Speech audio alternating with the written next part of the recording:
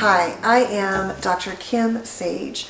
I'm a licensed clinical psychologist. Welcome to my YouTube channel and to this series called Wildly Loved, which is really about helping us unpack that trauma brain experience in childhood that we're no longer in. And that's often keeping us constricted and limited and not feeling wildly loved, but actually feeling very unloved or very controlled and trying to always kind of avoid those minefields of life and relationships, which is really what happens in chronic low-key hypervigilance. So to check out the difference, check out this video from the beginning of the week. But we're going to talk today about how a more complex trauma, a more chronic hypervigilance, more low-key, how that affects your relationships. If you're new here, please consider subscribing and clicking the bell, and that way you'll get notified when I post new videos.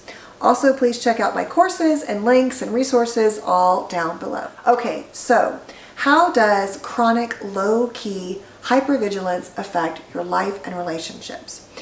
At the core, it's this. It's that you learned, especially if it was a more unstable, unreliable, unpredictable, eggshell kind of childhood, you learn that people are not safe.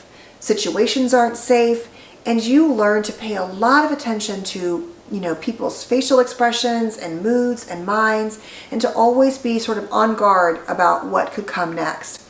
As I said, I think in a previous video this week, it's almost like if you had a parent who, when they got off work, they were often irritable.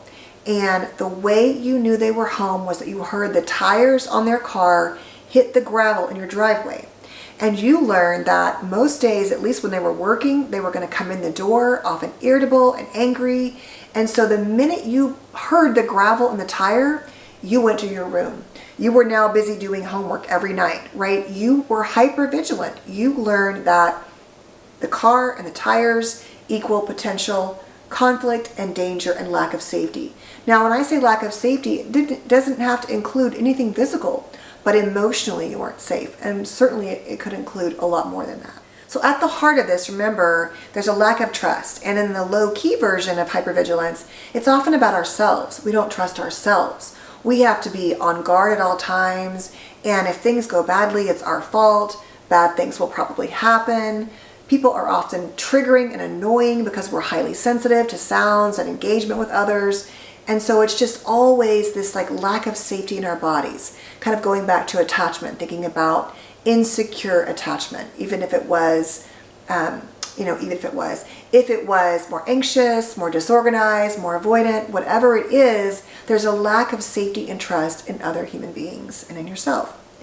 And so where do we see these signs and symptoms of this lack of safety in relationships? We first see it often in, unfortunately, confirming to ourselves that we shouldn't be safe and trust others because we often go out in the world and unconsciously choose partners who are very similar to the wounding caregivers in childhood.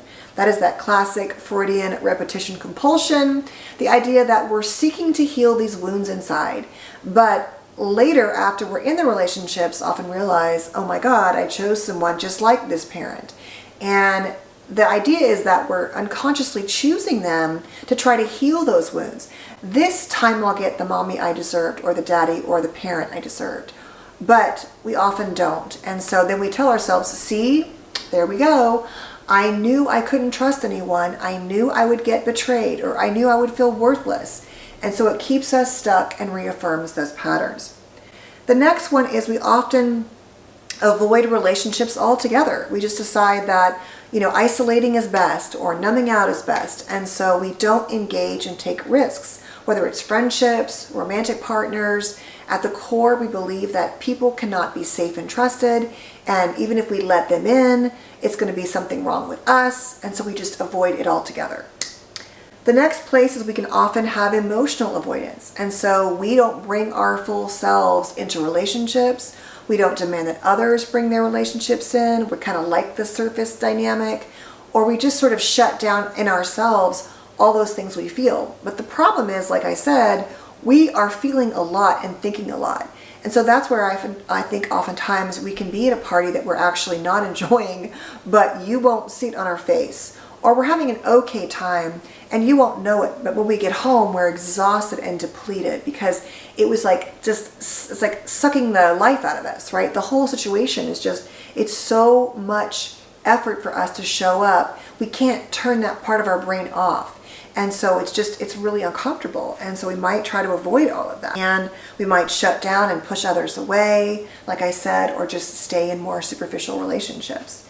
And lastly, we might have, as I said in the beginning, kind of relates to safety, is we just don't trust anyone or anything, as I said in the beginning. And so it's like, if at the core you're not safe and you don't trust yourself or others, I mean, those are really the building blocks and foundations of relationships.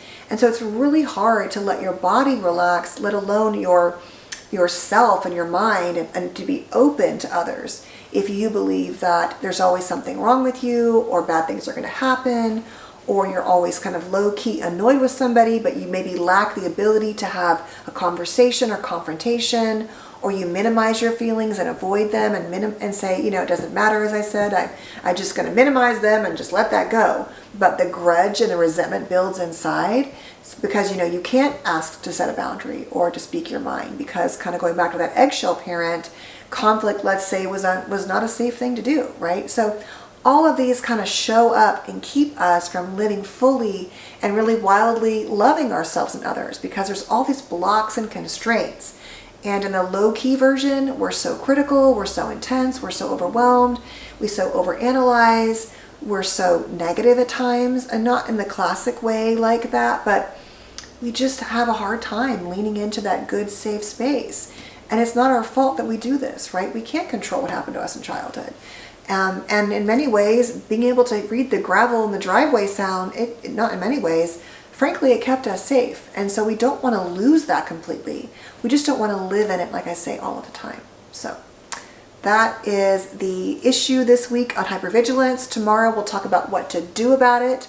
I hope you found this video helpful. Please stay safe and well, and I will see you tomorrow. Stay safe. Take care, guys.